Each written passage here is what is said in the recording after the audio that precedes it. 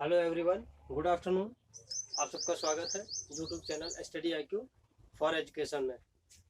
तो आज हम बात करने वाले हैं कक्षा 12 एजी का जो दूसरा सब्जेक्ट है कृषि पशुपालन एवं पशु चिकित्सा विज्ञान, उसकी विषय सूची के बारे में।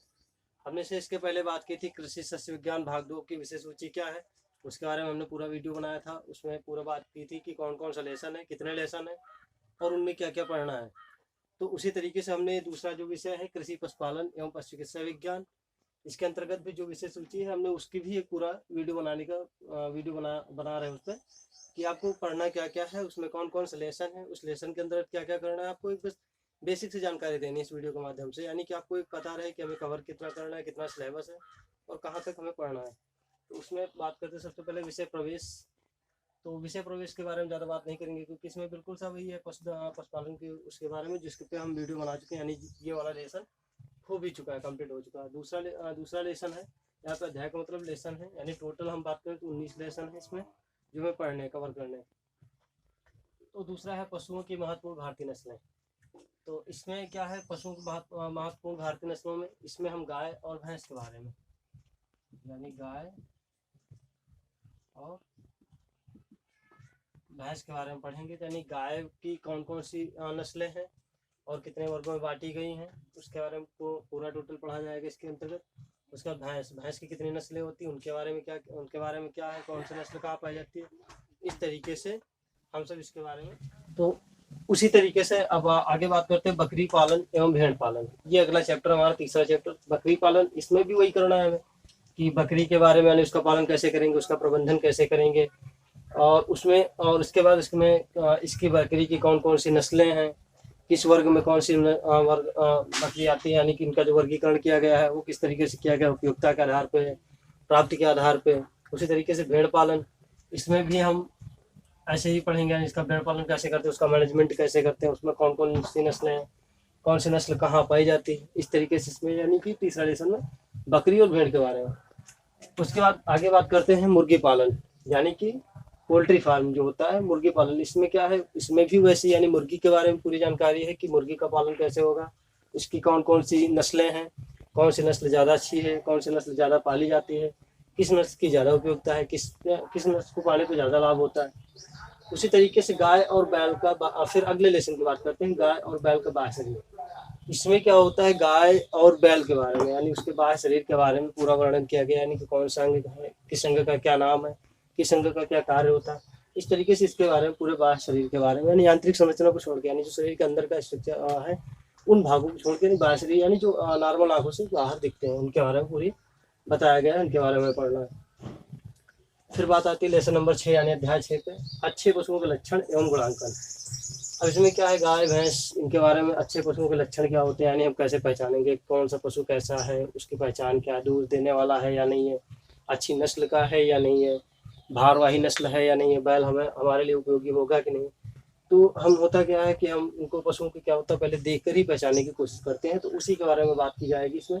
उसी के बारे में है कि हम पशु को देख कर, उसके लक्षणों को देख के कैसे पहचानेंगे कि कौन सा पशु कैसा है, यानी हमारे उपयोग के लायक है या नहीं है, या खरीदने के लायक है कि नहीं। गुणांकन है कि उसके बाद उन्हीं गुणों के आधार पर उनका अंकन करना। होता क्या है, देखो उसके पशुओं के लक्षण देख उनको अंक निर्धारित किए जाते हैं कि यानी कि कौन से शरीर भाग के लिए कितने अंक निर्धारित हैं। वो जब आप इसमें पढ़ोगे तो आपको पूरा समझ में आ जाएगा। तो उसमें जैसे कोई क्वेश्चन होता है कि 6 नंबर का है, मान लो दीर्घोत्तरीय है 6 नंबर का है, तो फिर वो क्वेश्चन दिया जाता है, फिर उसमें आप उसमें आंसर देते हो, उसमें देखा जाता है कि आपने क्वेश्चन के हिसाब से कितना सटीक आंसर दिया है, तो उस तरीके से आपको अंक दिए जाते हैं। तो उसी तरीके से इसमें भी है कि जो लक्षण है उन पे अंक निर्धारित होते हैं। उस तरीके से अगर लक्षण मिलते हैं तो उसी के आधार पर अंक दिए जाते हैं, यानी गुणांकन किया जाता है। जो पशु ज़्यादा अंक प्राप्त करता है यानी कि वो ज़्यादा उपयोगी होता है, वो खरीदने लायक होता है, ज़्यादा अच्छा माना जाता है। तो इस तरीके से चैप्टर पूरा इसके बारे में वर्णन किया गया है। फिर बात आती है पशुओं की देखभाल एवं प्रबंध संबंधी सिद्धांत, यानी पशुओं की केयर करना और उनका प्रबंधन कैसे होगा। यानी प्रबंध का मतलब उन्हें पालने के लिए कैसे उनका प्रबंध किया जाएगा, चारा पानी और ये सब पूरा इसके बारे में। उसी ये जो पशु भोजन व्यवस्था, ये लगभग सेम इसी में एक दूसरे की पूरक है, यानी इनके बारे में वैसी बात की है। पशुओं की देखभाल कैसे करनी है, उनका प्रबंध संबंधी क्या सिद्धांत है। फिर भोजन व्यवस्था, यानी पशुओं की भोजन व्यवस्था क्या होनी चाहिए, कैसे उनको मैनेजमेंट करेंगे, यानी उनको भोजन कैसे दिया जाएगा, किस अनुपात में कौन सा दाना या चारा या भूसा ये सब कैसे दिए जाएंगे, इसके बारे में पूरी बात की गई है। फिर बात करते हैं डेयरी पशुओं की आवास व्यवस्था, यानी डेयरी पशुओं का मतलब कि ऐसे पशु जो दूध देते हैं, यानी कि गाय भैंस, उनके बारे में, यानी जो डेयरी पर पाले जाते हैं उनकी आवास व्यवस्था कैसी होनी चाहिए, उनका आवास कैसा बनाना चाहिए, यानी कि उनके बीच में अंतरण कितना होना चाहिए, एक पशु के लिए कितना स्थान दिया जाना चाहिए, उनका आवास होना कैसा चाहिए, हवादार हो, शुष्क हो।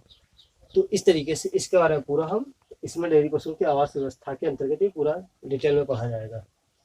फिर बात आती है गौदोहन के सिद्धांत और विधियाँ तथा स्वास्थ्यकर दूध का उत्पादन। इसमें विशेष क्या होता है, इसमें गौदोहन के सिद्धांत यानी गाय धोने के जो सिद्धांत है और उनकी विधियाँ, ये सबसे ज़्यादा इंपॉर्टेंट है। क्वेश्चन भी यही पूछा जाता है, यानी जब आपका पेपर होगा तो आपको इसी से रिलेटेड पूछा जाएगा कि गौदोहन के सिद्धांत और विधियाँ कौन कौन सी हैं, और स्वास्थ्य दूध का उत्पादन यानी अच्छे दूध का उत्पादन कैसे किया जा सकता है, इसके बारे में पूरा बात की जाएगी। तो ज़्यादा टफ नहीं है, ये आराम से हो जाएगा। इसमें दो चीज़ें ज़्यादा इंपॉर्टेंट है, गौदोहन सिद्धांत और विधियाँ। इन दो चीज़ों पे हमें ज़्यादा फोकस करना है। और बस विधियाँ हैं, 3-4 विधियाँ हैं, सिद्धांत हैं बस 2-4-6 सिद्धांत हैं, यानी बिल्कुल नॉर्मल से, ज़्यादा टफ नहीं है। फिर रोमंथी पशुओं की पाचन प्रणाली तथा कार्य। रोमंथी पशुओं का मतलब होता है यहाँ पे जुगाली करने वाले पशु, यानी ऐसे पशु जो जुगाली करते हैं। तो जुगाली करने वाले पशुओं की पाचन प्रणाली यानी उनका जो डाइजेशन सिस्टम होता है वो किस तरीके का होता है और वो क्या कार्य करता है। तो इस लेसन में यानी जुगाली करने वाले पशुओं की डाइजेशन सिस्टम के बारे में पढ़ेंगे और उनका डाइजेशन सिस्टम कैसे कार्य करता है इसके बारे में पढ़ेंगे। फिर बात आती है अगला लेसन नंबर 12 यानी पशु चिकित्सा विज्ञान।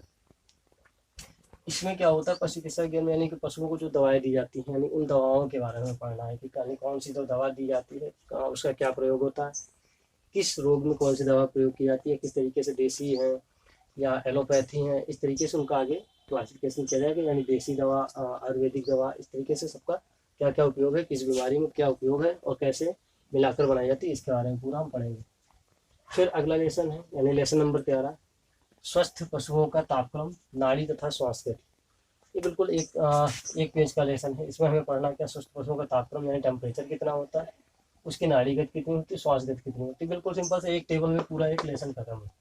ये सबसे आसान और सबसे ज़्यादा इसमें पूछा भी जाता है, ऐसा नहीं कि एक पेज का है इसमें इंपॉर्टेंट नहीं है।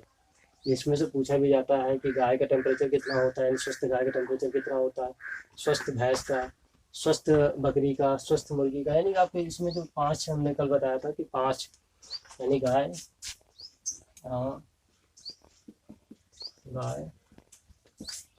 भैंस, बकरी, भेड़, मुर्गी, यानी 5 के बारे में पढ़ना। इसी के 5 के बारे में हमें इसमें देखना है कि उनका टेम्परेचर कितना होता है, नाड़ी गति कितनी होती है, श्वास गति कितनी होती है, इन सब के बारे में पढ़ना है। फिर बात करते हैं आगे अगले लेसन की, यानी डेयरी पशुओं की जनन प्रणाली की रचना। यानी कि उनकी जो जनन प्रणाली होती है उसकी रचना कैसी होती है, उसका कार्य कैसा होता है। यानी डेयरी पशु यानी गाय भैंस जो डेयरी पर पाले जाते हैं उनकी जनन प्रणाली, उनकी रचना तथा कार्य। जनन प्रणाली की रचना और कार्य ये भी इम्पोर्टेंट है, पूछा जाता है।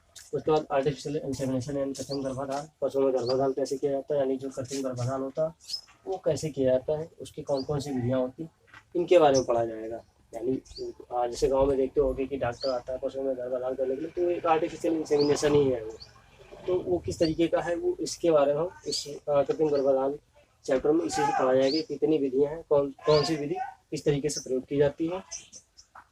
उसके बाद फिर अगला है डेयरी फार्म पर रखे जाने वाले विभिन्न अभिलेख। अभिलेख का मतलब क्या है, डाटा रिकॉर्ड, यानी कि कौन सा पशु, जैसे इसमें रिकॉर्ड रखा जाता है कि किस वंश में कौन सा पशु है। यानी जैसे एक हिसाब से समझ लो कि जैसे गांव में अगर किसी बच्चे का जन्म होता है तो उसका एक रिकॉर्ड रखा जाता है, यानी कि कार्ड बनाया जाता है, कब डेट, कब उसका जन्म हुआ और किस तरीके से। तो यानी कि उसी तरीके से इसमें रखा जाता है कि जो पशु होता है उसका पूरा रिकॉर्ड रखा जाता है, यानी कि कब उसका जन्म हुआ, कितने दिन का हुआ, उसको क्या क्या खिलाया, अपना क्या क्या खिलाया जा रहा है, इस तरीके से उसका पूरा रिकॉर्ड बना के रखा जाता है।